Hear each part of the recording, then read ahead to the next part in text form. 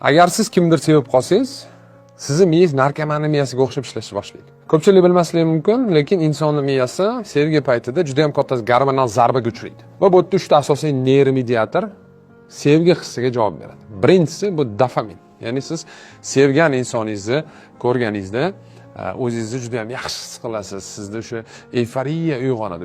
O'sha yagonasini topdim degan fikr aynan mana shu neyромediator orqali sizning boshingizga keladi. Miyangizga, ongingizga. Ikkinchi neyромediator bu oksitotsin.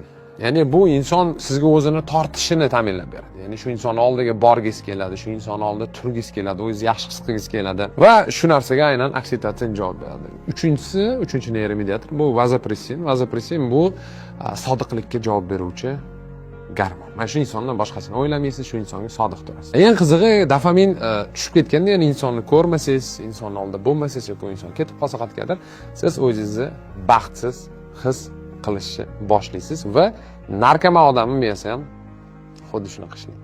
Sog' bo'ling, omon bo'ling. Meni rivojlantiring. Paka.